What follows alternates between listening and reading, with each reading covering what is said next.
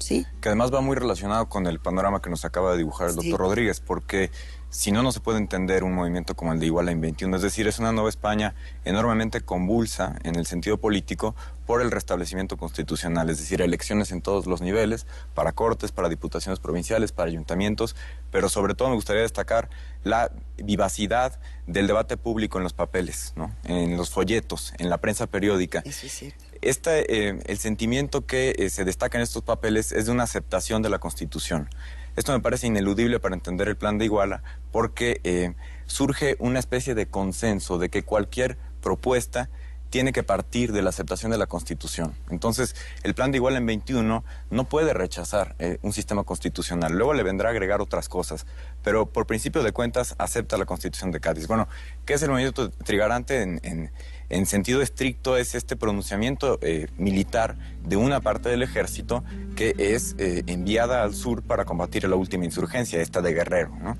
Sin embargo, bien sabemos que es mucho más que un pronunciamiento militar. En realidad es una campaña política, y esto la historiografía lo ha tratado desde el primer momento. Es una casi campaña diplomática, pero no hay que perder el detalle de que también es un pronunciamiento militar. Es decir, sí hay levantamientos, sí hay sangre, sí hay sitios, sí hay batallas, pero sobre todo sí queda muy claro que los pactos se cierran en sentido político y que la gran ventaja de este plan de Iguala es que sabe hablarle a cada quien con las palabras que cada quien quiere escuchar. Entonces, a los insurgentes que se mantienen en armas les ofrece la independencia del reino, pero también sabe ofrecer a los militares y a los religiosos descontentos que se ven atacados por los decretos radicales de las Cortes, sabe ofrecerles el respeto de sus fueros, por ejemplo.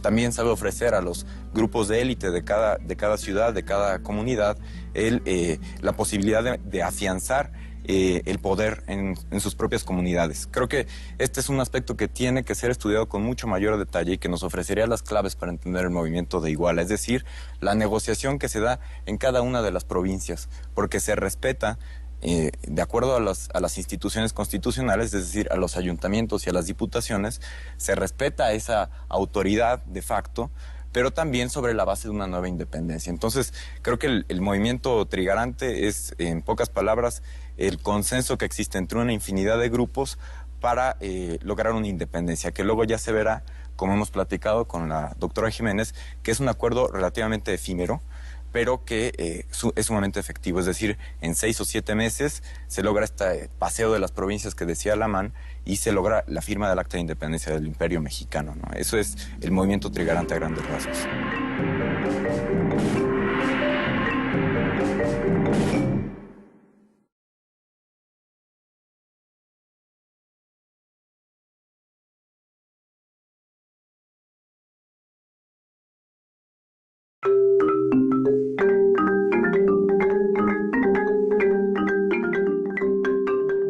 Guadalupe, ¿cómo verías tú esta vinculación, no? Bueno, el papel de los insurgentes en este movimiento trigarante.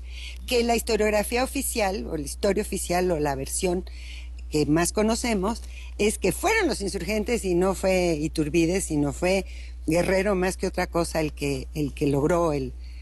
Mira, yo creo que eso ha sido una distorsión de los hechos históricos y explicable, creo yo, y aquí está el doctor Rodríguez, que es experto en Vicente Rocafuerte, pero bueno, Vicente Rocafuerte, en su bosquejo ligerísimo sobre la Revolución de México, hace realmente un panfleto en donde desvirtúa el movimiento para poder... Sí, él tenía una misión que cumplir, sí, que era evitar que Estados Unidos aceptara la independencia del Imperio Mexicano, al Imperio Mexicano sobre todo. Ese es su papel.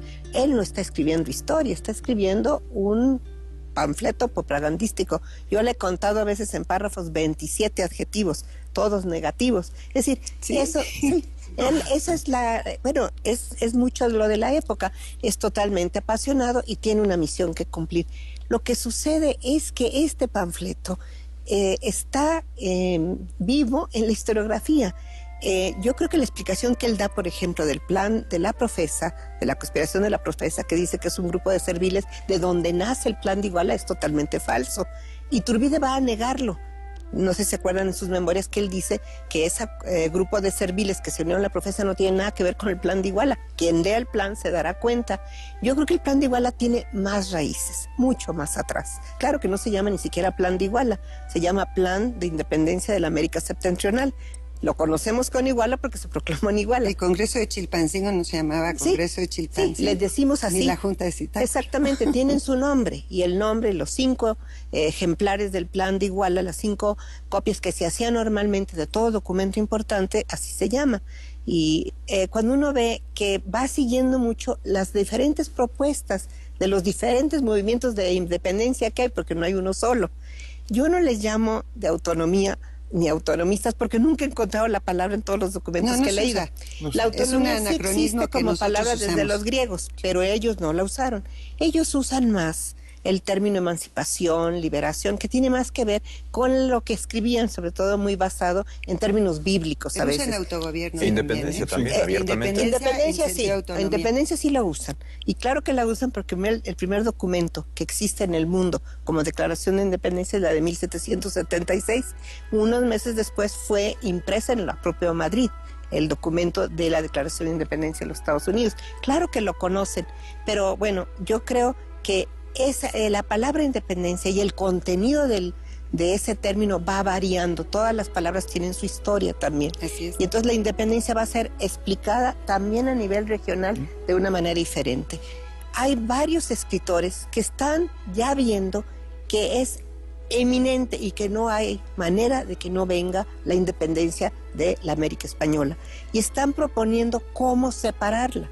Y yo ahí veo, por ejemplo, la influencia del abate de Prat, este arzobispo de Malinas, que escribió más de 75 obras, de las cuales 15 son precisamente sobre la separación que él llamaba de las colonias. Yo no uso el término, él sí lo usa, porque como europeo y nunca vino a América, lo usa. Él desde 1795 está proponiendo que deben de separarse porque ya son como hijas que han crecido y ya tienen todas las características para poder separarse. Y tiene esa frase que después el plan de Iguala va a usar, cuando ya la rama es igual al tronco, ¿no? Cuando ya el fruto ya está igual que el de donde va, de la planta. Hay mucho la idea de que ya llegó la edad de las colonias a separarse. Y eso no es nada más él, es toda una discusión y un debate en la propia Europa y aquí. Es lo que decía Jaime, que hay un sustrato. Hay un sustrato intelectual, política de que están pensando. Sí. Pero disculpe, pero hay que darse cuenta que eso empieza en 9, especialmente Zacatecas, pero también Querétaro y otros insisten. Somos una parte integral e igual de la monarquía española. Pero tienes toda la razón, nunca usaron el término autonomía, pero yo lo uso porque se puede explicar en una forma, ¿no? Pero el argumento también hay que entender que hay un pacto entre el pueblo de América y el rey, y no entre el pueblo de América y España. Exacto. Lo que yo he oído es que gente dice España como si fuera algo unido, y que los españoles, pero no se dan cuenta que 80 y pico % de los españoles eran campesinos. Claro. Entonces estamos hablando de los dirigentes. Y que España también se está construyendo como nación. Como nación moderna, y bueno, en ese proceso pierde a sus colonias. Se moderniza muchísimo, pero pierde a sus colonias.